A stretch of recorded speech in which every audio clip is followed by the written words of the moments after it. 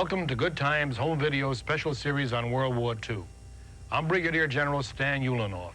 The Normandy invasion was the largest scale, most successful amphibious assault in history. It was the key strategic maneuver that led to the defeat of Nazi Germany. In this collector's edition of our library series, you will see the preparation and bloody hand-to-hand fighting that occurred on D-Day and the inevitable surrender of the Axis powers. With more than 4,000 ships and 11,000 planes involved in the operation, Allied forces fought their way onto the hostile beaches of Normandy. On that first day, June 6, 1944, nearly 155,000 American, British, and Canadian troops landed on the coast of France against a formidable, well-entrenched Nazi army. The Allied forces had achieved the impossible. They gained the initiative that would carry them across France and into Germany itself. In the victory, you will see the final capitulation of the last of the Axis powers. You'll board the U.S. battleship Missouri and watch the defeated Japanese generals sign the instrument of unconditional surrender following the dropping of the second atomic bomb on Nagasaki. Join General MacArthur and Admiral Nimitz for this dramatic day in world history.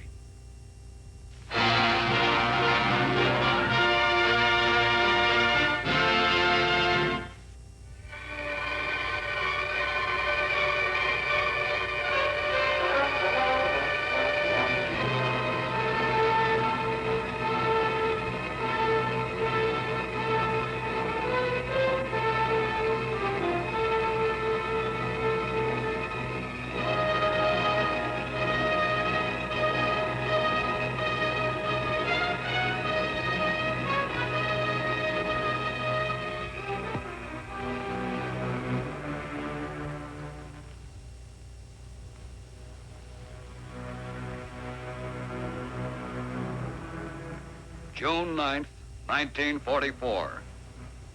Allied troops in Normandy have moved inland.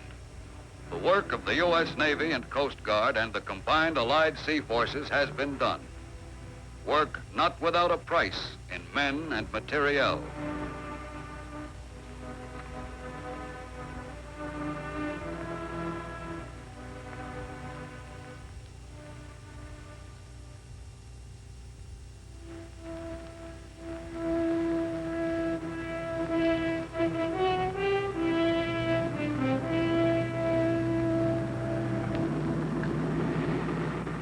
It all began many months earlier. In Chesapeake Bay and other sections of the American coast, untested sailors and soldiers learned the task of getting from ship to shore. But that time, the shore was a friendly one.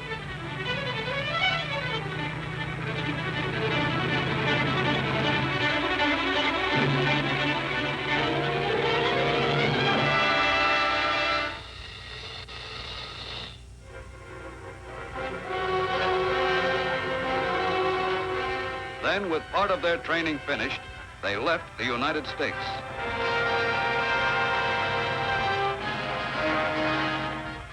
Late in the winter and all through the spring, the great convoys moved eastward across the Atlantic. Aboard all the transports, life was the same. The troops relaxed and waited for the voyage to end.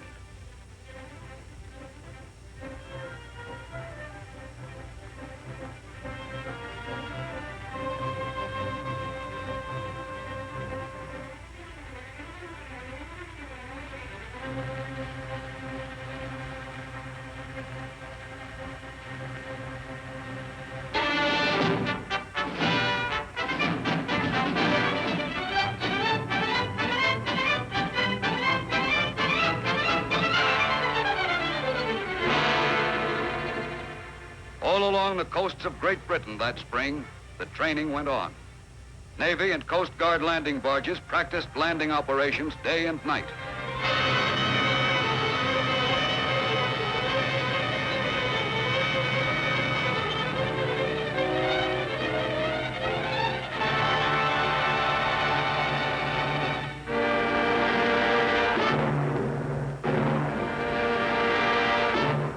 Meanwhile, the larger landing craft, LSTs and LCIs, carried on their maneuvers, learning to land at a given spot at a certain time.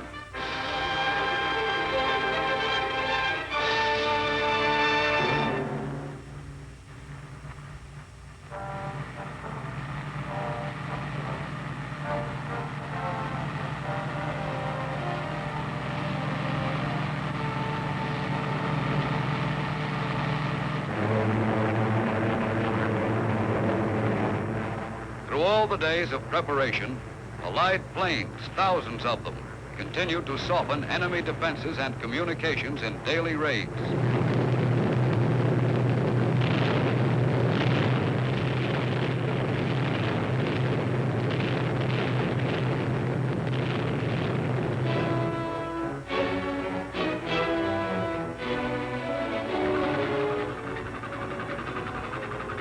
Off the southern coast of England, thousands of ships from all Allied nations are preparing for the invasion signal.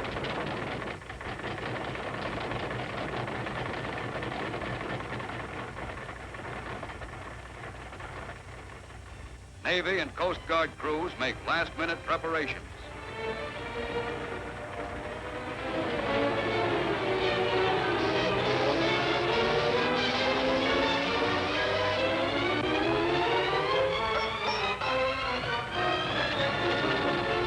When the K-rations come aboard, everyone knows that D-Day is drawing near.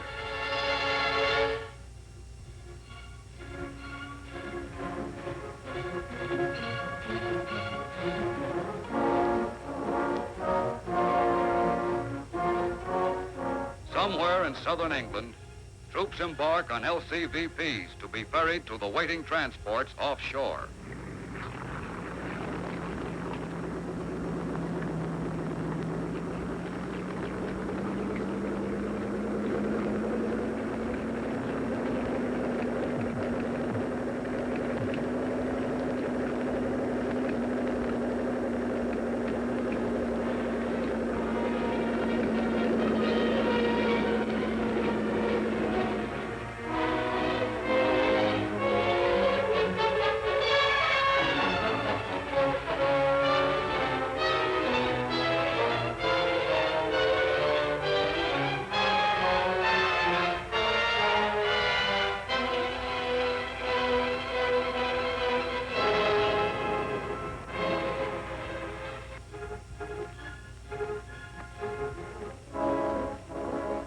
June 5th. The LCIs are loaded. The next time these men step ashore will be on an enemy beach. There's only a little time left to relax.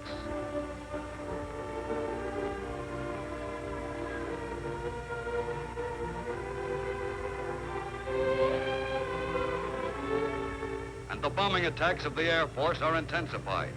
Now the raids are continuous.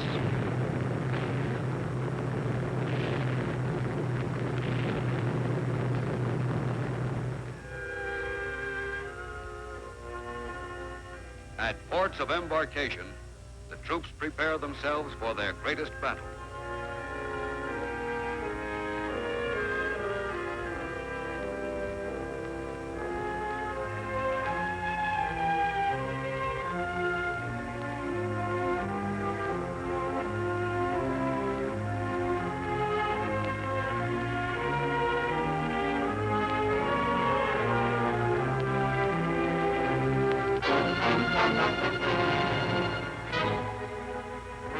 A Coast Guard officer briefs his men, and all along the coast, sailors receive their final instructions.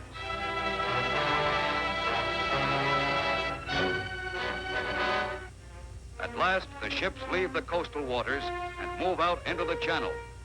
The slow LSTs loaded with heavy equipment, the transports loaded with men.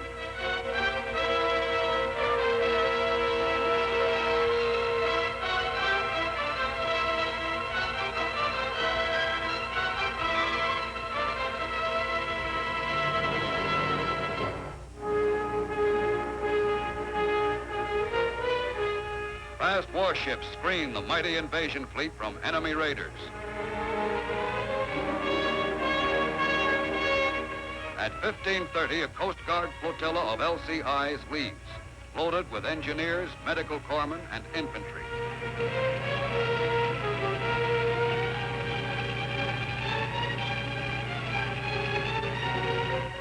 D-Day approaches, and the ships are in their assigned positions.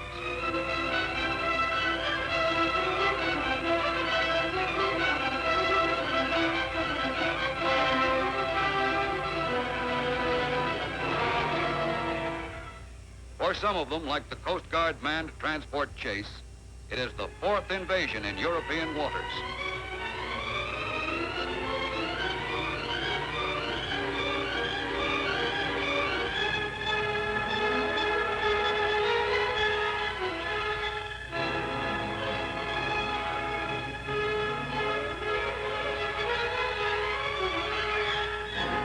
The only planes overhead are friendly.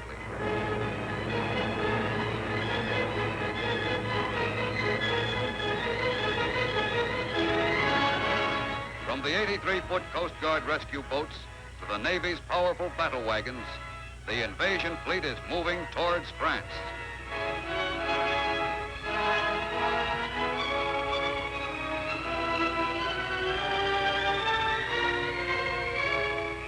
And below decks, officers study the maps that mark the invasion beachheads on the coast of Normandy.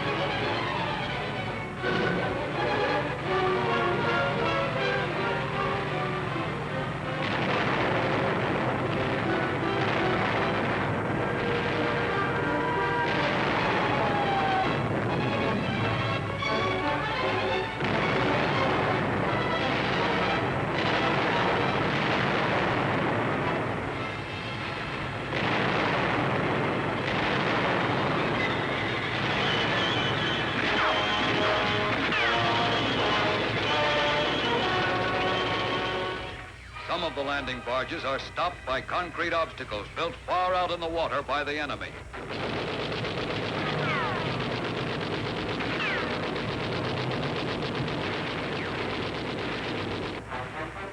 Offshore, the larger landing craft approach the beachhead slowly.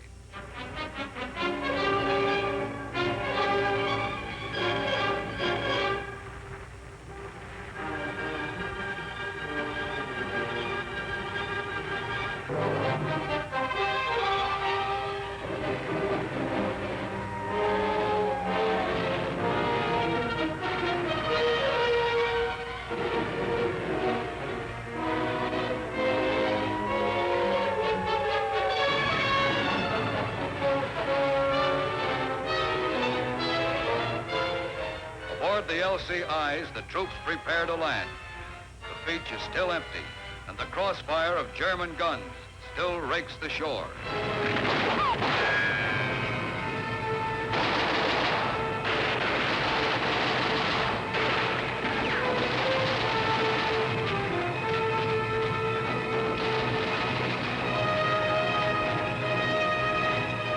Out of enemy firing range, the LSTs wait to move in until the beaches are cleared.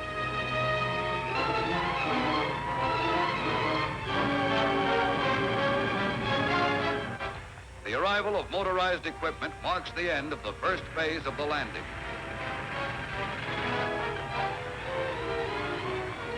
The LCIs, their first loads of men now on the beaches, go out to the transports to ferry more troops inshore.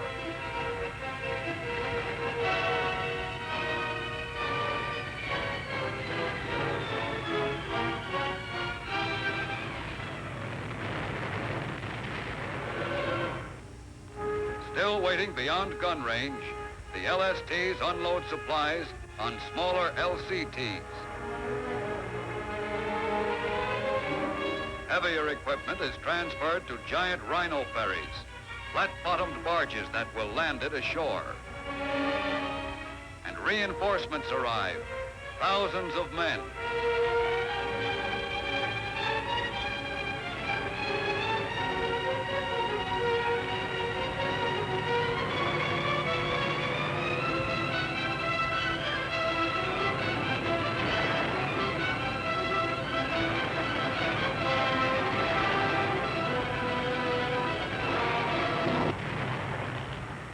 Defeated and disarmed, the first German soldiers captured in France wait until someone has time to evacuate them.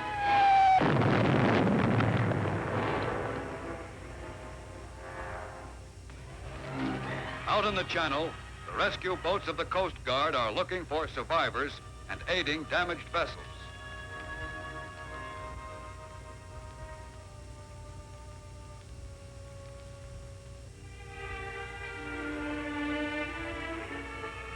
And the hospital ships are waiting for the wounded.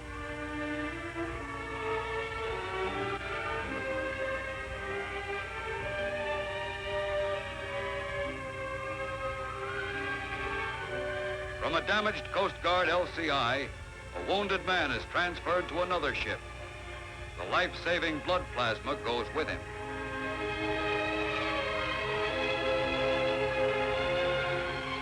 Another Coast Guard manned LCI, badly crippled, could not reach the shore, and its wounded are removed.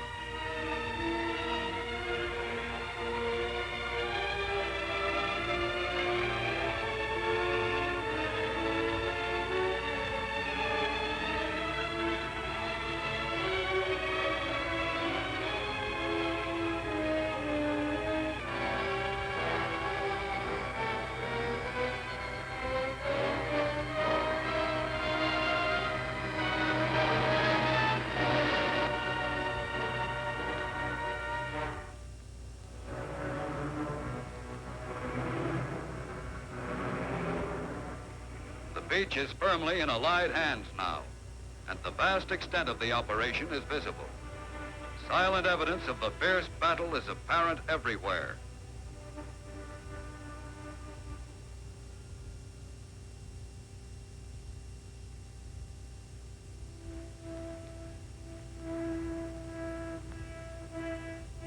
But in a few days, many of the damaged ships will be afloat again.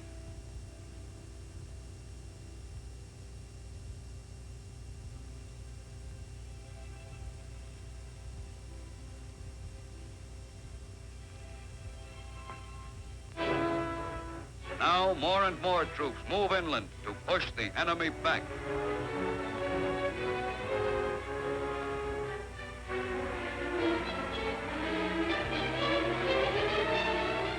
And the LSTs land their cargoes on the beach.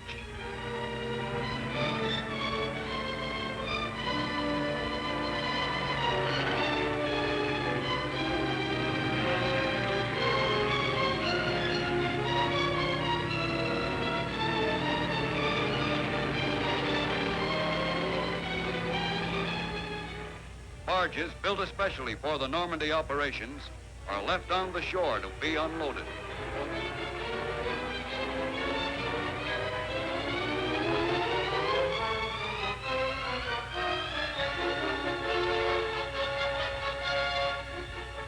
During the daytime, there are only Allied planes in the air. But at night, German bombers harass the beachhead and drop mines offshore.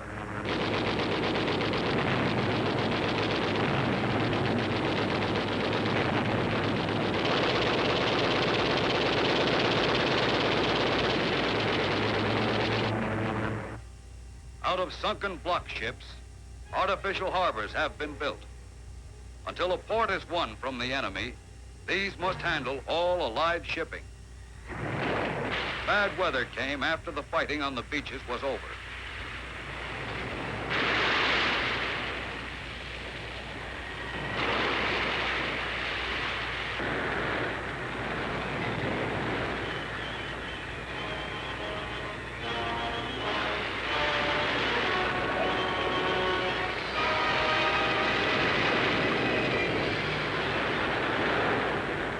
The heavy storm left a trail of damaged ships.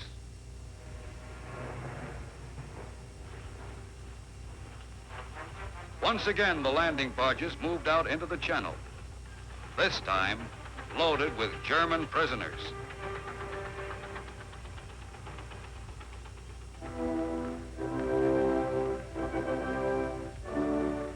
In England, prisoners board a Coast Guard transport. And ships which have carried thousands of American soldiers overseas now return westward with a different cargo, with men who were beaten and captured in Normandy.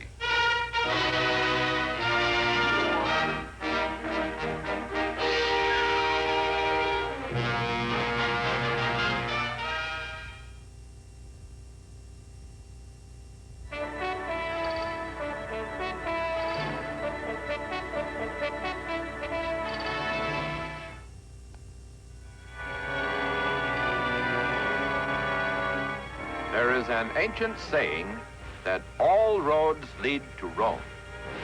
If that is true, the United States Army had taken the longest and toughest road. Arriving on the 4th of June, 1944, 2 years and 6 months after Pearl Harbor and America's entrance into the war.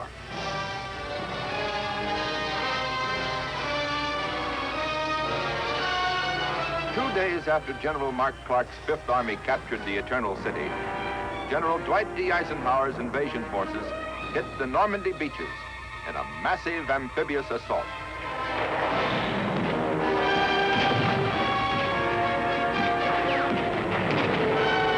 Despite bitter German resistance, we built up an enormous beachhead and finally broke through.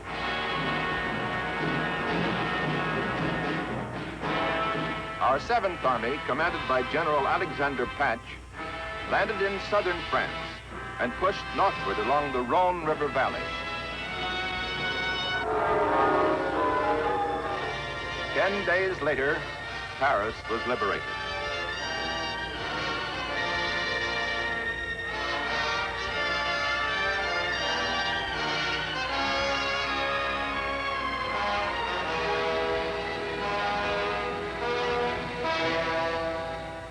In Italy, the Fifth Army crossed the Arno River and swept on toward Bologna. In the Pacific, General MacArthur's forces invaded Morotai Island in a giant amphibious leap that put them within 300 miles of the Philippines.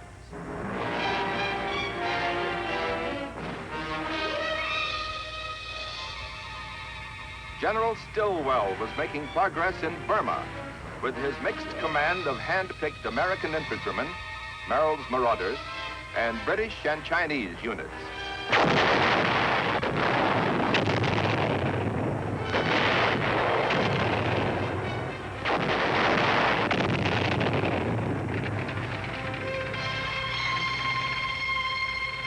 The tide of war was turning against the aggressors with a vengeance.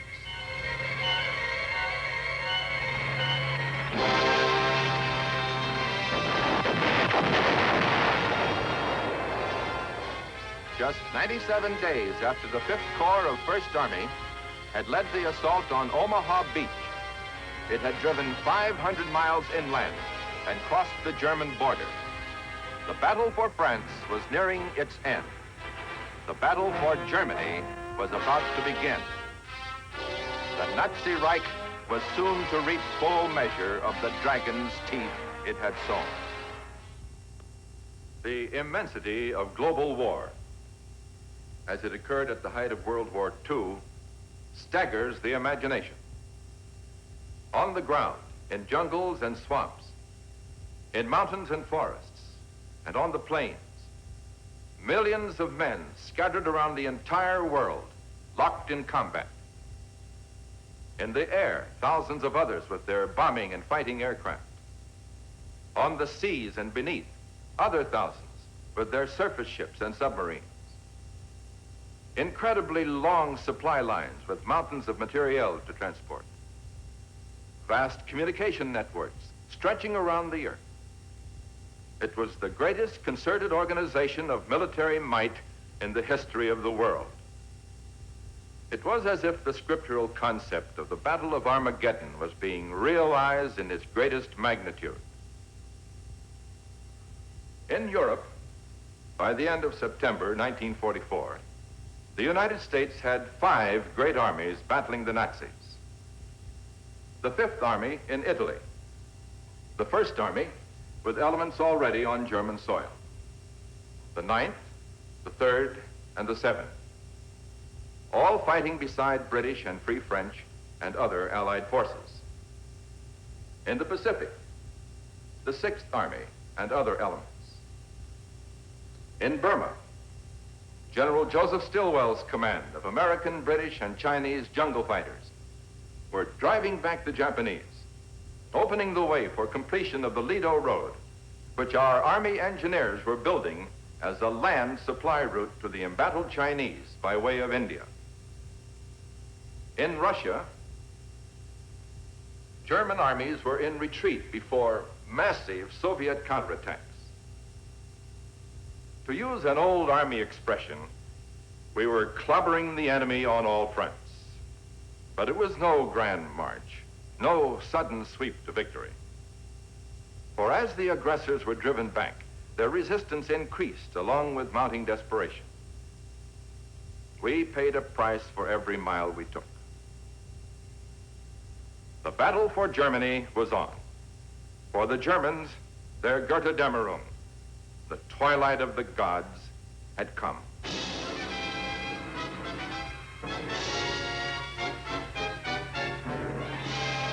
Our armies were battering at the gates of the Nazi homeland. General Hodge's First Army drove through the vaunted Siegfried Line, mile upon mile of concrete fortifications and anti-tank emplacements through the city of Aachen.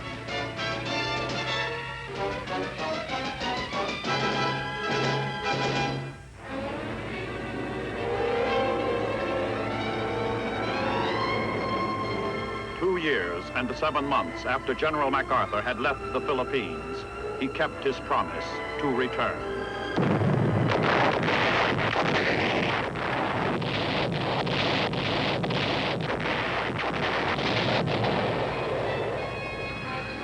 On the 20th of October, 1944, his forces invaded the island of Leyte.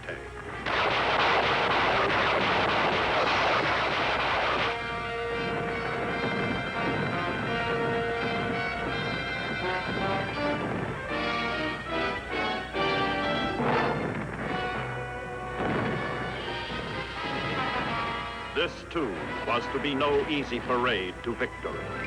Our soldiers were to face an enemy who would fight as their leaders ordered them to fight, to the death. They wanted it that way. They were to get what they asked for.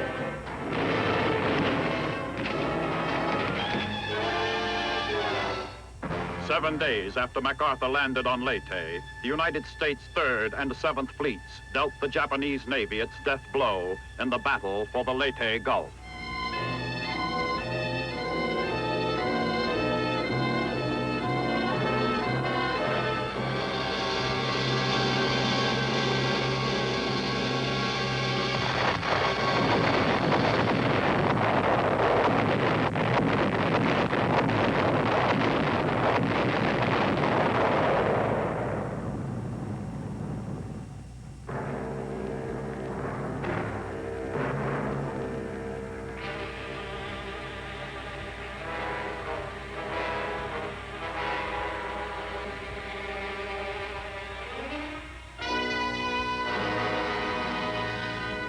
The curtain was rising on the last fast-moving act of the drama of World War II.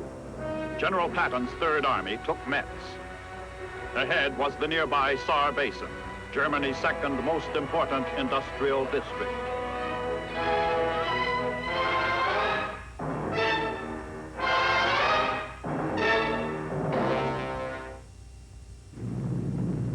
On the other side of the world, Army B-29 bombers from new bases on Saipan showered bombs on Tokyo, a fiery rain from the heavens to avenge Pearl Harbor. The campaign on Leyte was going well as our forces moved on, capturing the Japanese base at Ormoc along the west coast. Other forces landed on Mindoro Island with no losses.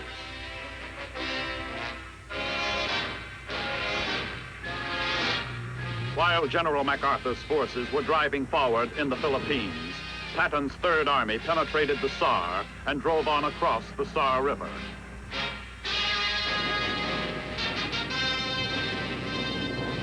A record-breaking fleet of 1,600 United States heavy bombers blasted Frankfurt and other German cities.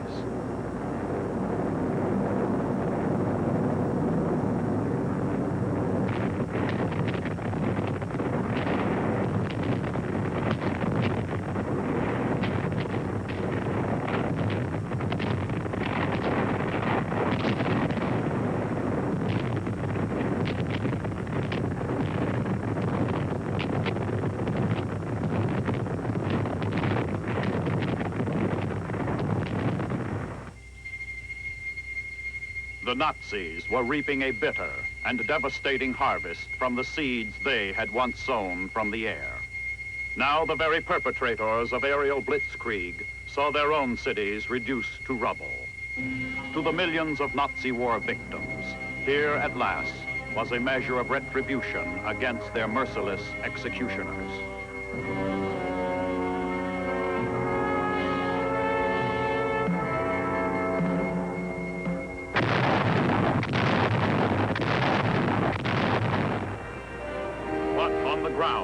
Some of the bitterest fighting of the war took place on the Cologne Plain. Our push toward the industrial Ruhr was resisted every step of the way.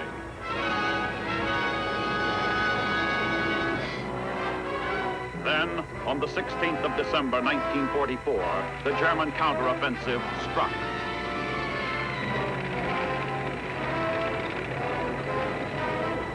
German Field Marshal von Rundstedt suddenly sent a dozen elite divisions smashing into the Ardennes sector.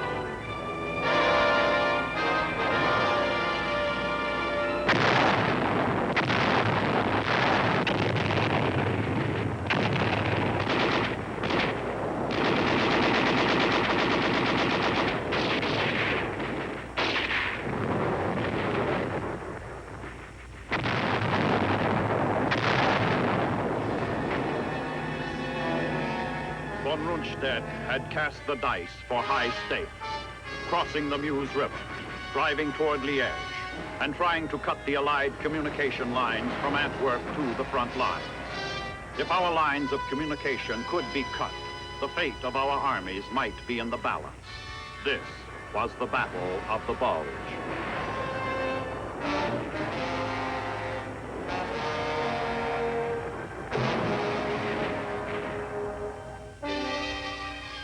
Combat and non-combat troops were suddenly and necessarily fighting side by side in worsening winter weather. Grabbing their weapons, they dug in and responded to the old military axiom of hanging on to buy time until reinforcements would come.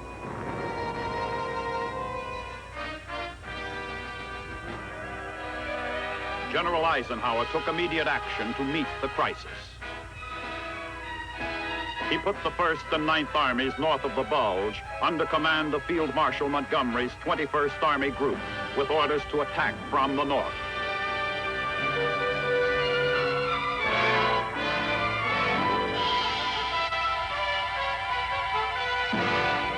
Patton's Third Army was to attack from the south.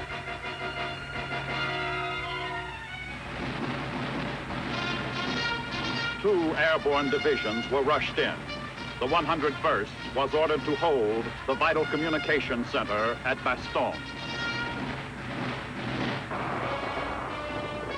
It was during this action in besieged Bastogne that General MacAuliffe, who was then commanding the 101st, made his famous reply to the German demand that he surrender. That reply was reportedly one word long: nuts. If the enemy did not immediately understand the meaning of McAuliffe's typical American reply, the action which followed undoubtedly convinced him that it meant that the Americans had no intention of surrendering.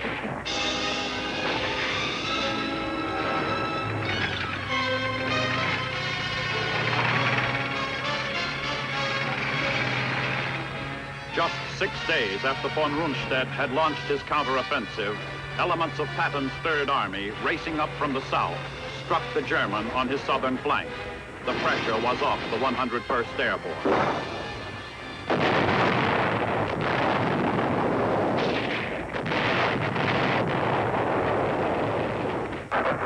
The 1st American Army attacked from the north.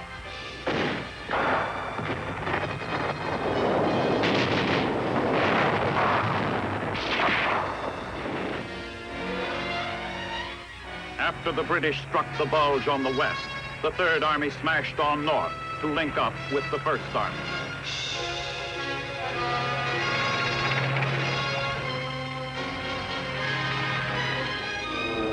Then the weather cleared, and our planes took to the air, blasting von Rundstedt's forces.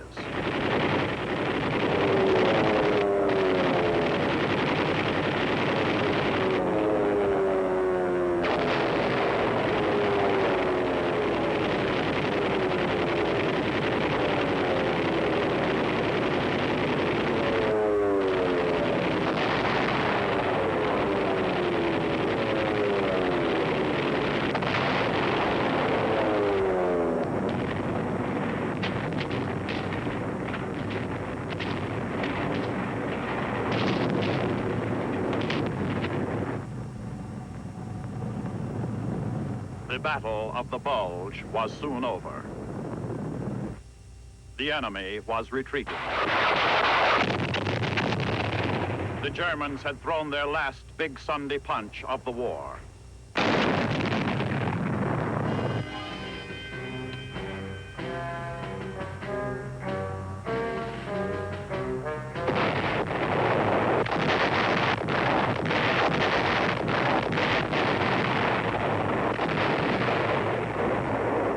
While the Battle of the Bulge was going on in Europe, the 8th Army, commanded by General Robert L. Eichelberger, was battling stiff Japanese resistance on Leyte in the Pacific.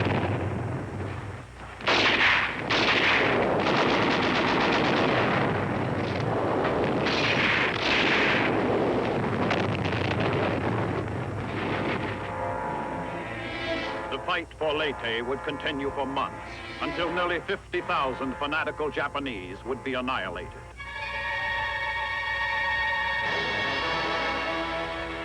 Our forces were spreading out in the Philippines. 6th Army troops landed on Luzon in the Lingayen Gulf and swept southward to capture Tarlac, only 65 miles from Manila.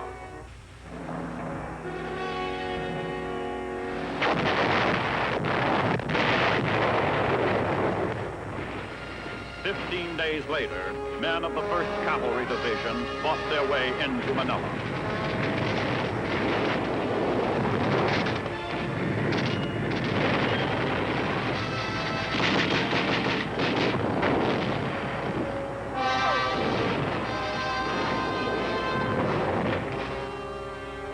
The capture of Manila included the Santo Tomas prison camp.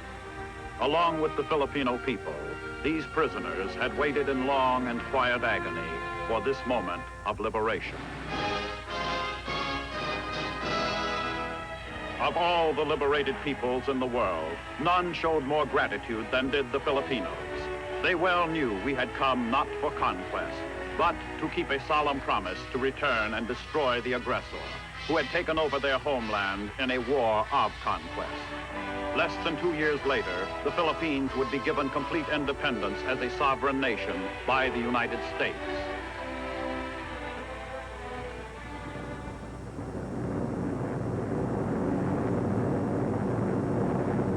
"13 days after the fall of Manila, our airborne troops landed on Corregidor. 2 years and 9 months after the Japanese had hauled down our flag. It had been a long and bloody road, but we had returned.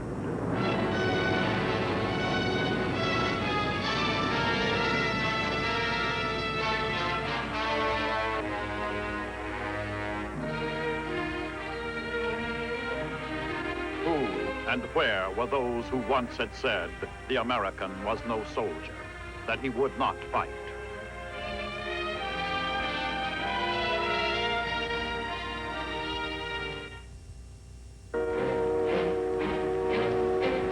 All around the world, climactic events were swiftly gaining momentum. Our Ninth Army, under General Simpson, crossed the Rhine on the 2nd of March. 4 days later, General Hodges' First Army occupied Cologne. 4 days after that, 300 of our superfortresses blasted Tokyo.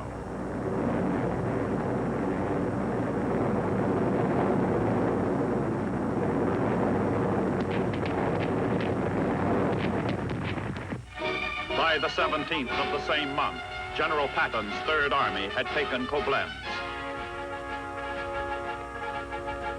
The next day, and half a world away, our troops invaded Panay Island in the central Philippines.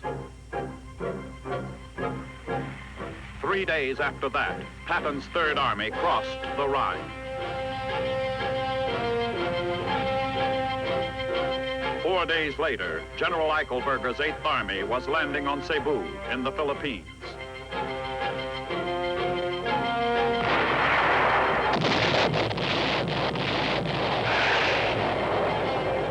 Less than a week after that, on the 1st of April, 1945, the United States 10th Army, under General Simon Buckner, invaded Okinawa. On the 11th of the same month, the 2nd Armored Division of the 9th Army reached the Elbe, only 63 miles from Berlin. The 3rd captured Coburg.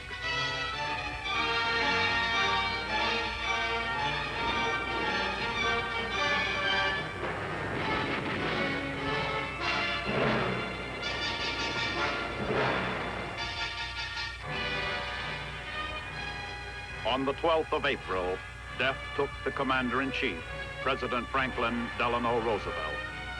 He had lived to see the triumphant advances of American arms, but fate had denied him the satisfaction that final victory would bring.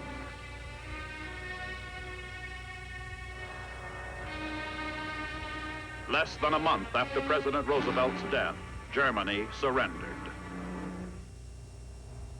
Hitler was dead by his own hand. Only a few days before, Mussolini had been killed by Italian partisans.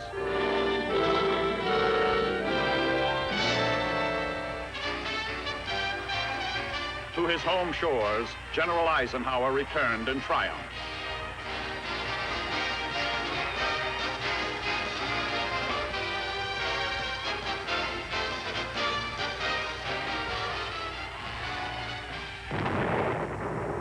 But in the Pacific, a war was still going on, a big and bitterly fought war, with the end not yet in sight.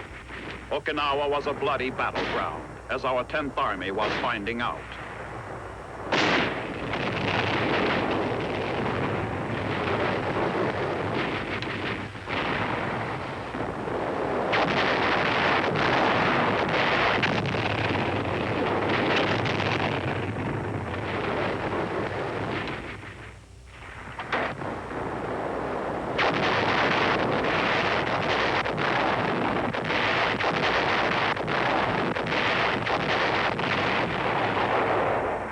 It took us 82 days of continuous fighting to take Okinawa.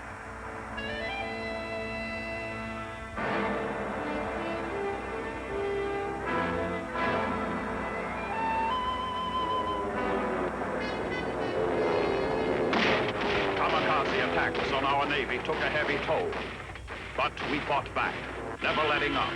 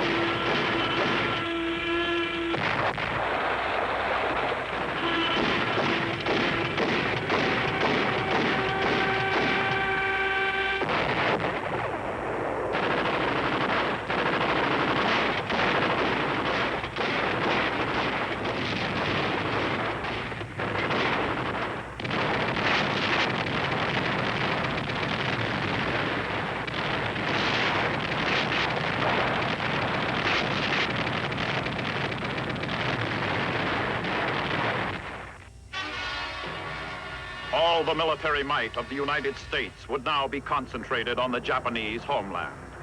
A tough job lay ahead, a job that would take men and equipment. Our entire military strength was now aimed at the one remaining Axis partner.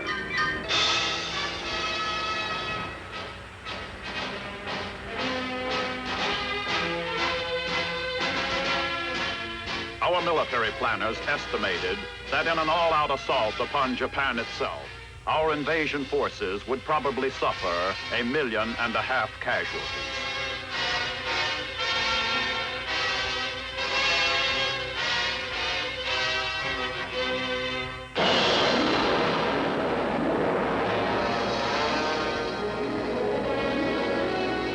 But a new and terrifying force had come into the world, which was to prevent those 1.5 million casualties, the atomic bomb.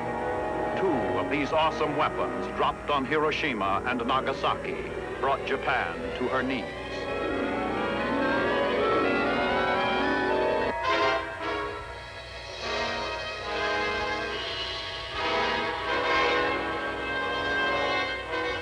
On the 2nd of September, 1945, Japanese officials signed the Articles of Formal Surrender on the battleship Missouri in Tokyo Bay.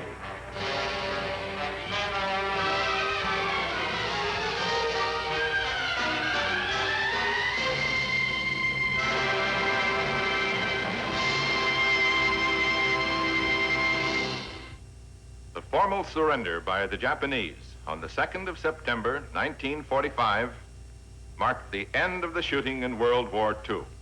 It was a momentous, historic event. But there was one other that followed, which might not have been as historic to the world at large, but it was probably the most rewarding moment in the life of a fine old soldier. General Jonathan Wainwright, who had been forced to surrender Corregidor, had been rescued by U.S. Army paratroopers from a prisoner of war camp in Manchuria and flown back to be present at the formal surrender on the battleship Missouri. A day or two after that, he was present at the surrender of General Yamashita and the remnants of the Japanese army in the Philippines. It must have been a great day for Jonathan Mayhew Skinny Wainwright, West Point, class of 1906, American soldier. We hope you've enjoyed this collector's edition of Good Times Home Videos World War II. Included in this new series in full color are such great classics as John Ford's Battle of Midway. See the exciting naval battle that turned the tide of war in the Pacific. Fight your way to the shores of Iwo Jima and join our Marines battling inch by inch for their very lives. Experience December 7th, John Ford's powerful Academy Award winner on the Japanese sneak attack on Pearl Harbor. See the Allied victory over Nazi Germany and another Academy Award winner, The True Glory. Many of your favorite World War II subjects are now available. Heroic battles like the Normandy invasion, an unforgettable film of that great strategic maneuver, or The World at War, a memorable look at the stormy decade preceding World War II. This fine collector series is available at your favorite store through Good Times, the leader in pre-recorded home video cassettes. You will want to collect them all. Write to us for more information concerning our future releases. Write to Good Times Home Video, World War II, 401 Fifth Avenue, New York, New York, 10016.